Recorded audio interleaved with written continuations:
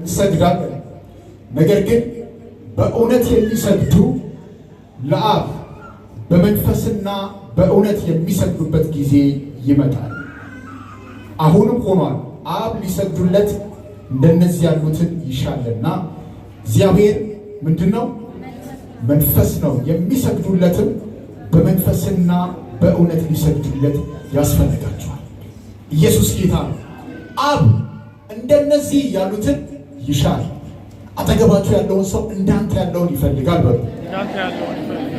በእውነትና በመንፈስ የሚሰግዱለትን አብ እንደነዚህ ያሉትን ይፈልጋል። ኢየሱስ ጌታ ነው። ክብር ለእግዚአብሔር ይሁን። በእውነትና በመንፈስ ይላል መጽሐፍ ቅዱስ። ቃሉ እውነት ነው። እውነት ደግሞ እርሱ ክርስቶስ በውስጣችን አለ። ለተቀበልነው እውነት እውቅና እየሰጠን እግዚአብሔርን የምናመልክበት ልክ ውስጣችን በገባልን እውነት መጠን ነው። ክብር ለእግዚአብሔር ይሁን። ስለዚህ ዛሬ ስታመልኩ ፎርሙላ አይደለም፣ ወይንም ደግሞ የሆነ እድል ስለተፈጠረ ሳይሆን የኛ ኔቸራችን እግዚአብሔርን ማምለክ ነው። ሃሌሉያ! የተፈጠርኩት በሉ እስቲ እግዚአብሔርን ለማምለክ ሆኜ የተፈጠርኩት። እግዚአብሔር እኛን የሚፈልግበት ልክ የአምልኮ ልክ ይባላል። ኢየሱስ ጌታ ነው።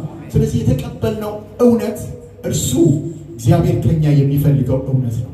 አብ እንደነዚህ ያሉትን ምን ያደርጋል? ይሻል። በምንና በምን የሚሰግዱለት ነው? በእውነት በሉ እስቲ እንደገና በምን? በመንፈስ። እውነት የሚለውን ነገር እያጠናው በጣም ይገርመኛል። ያው ከዚህ በፊትም እያጠናን ነበር ባይብል ስተዲ ላይ እና እውነት ተገለጠ ነው የሚለው አይደል? ህይወት ተገለጠ፣ እውነት ተገለጠ። ኢየሱስ ክርስቶስ ስለራሱ እውነት እውነት እውነት እያለ ይናገራል። ይውላችሁ እግዚአብሔር ለኛ የመጀመሪያ የሰጠን ነገር እውነት የሚባለውን ነገር ነው። እውነት ደግሞ ቃሉ ነው። እርሱ ደግሞ ኢየሱስ ክርስቶስ ነው በውስጣችን የገባው። ስለዚህ ሰው እግዚአብሔርን ሲያመልክ ኢንሳይድ ነው ማየት ያለበት ማለት ነው። ወደ ውስጥ እያየ የተፈጠረበትን ኔቸር እያየ ከእግዚአብሔር ጋር የተገናኘበትን የህይወት ልክ እያየ እግዚአብሔርን ማምለክ አለበት። ስለዚህ እግዚአብሔር ቀጥታ የሚያየው ምንድን ነው? ውስጣችንን ማለት ነው። መጽሐፍ ቅዱስ ሲናገር ምን ይላል? ስለ አምልኮ ሲናገር ይህ ህዝብ ይላል ማቴዎስ ላይ ያለ በከንፈሩ ምን ያደርገኛል? ያመልከኛል፣ ልቡ ግን ከማን ይርቋል? ከእኔ ርቋል ይላል። ስለዚህ እግዚአብሔር ከንፈርን አይደለም የሚያየው፣ ውስጥን ነው የሚያየው። አሜን። ዛሬ እግዚአብሔርን የመለክንበት ልክ እውነትና መንፈስ ነው። አሜን። አሜን በሉ እስቲ ሃሌሉያ።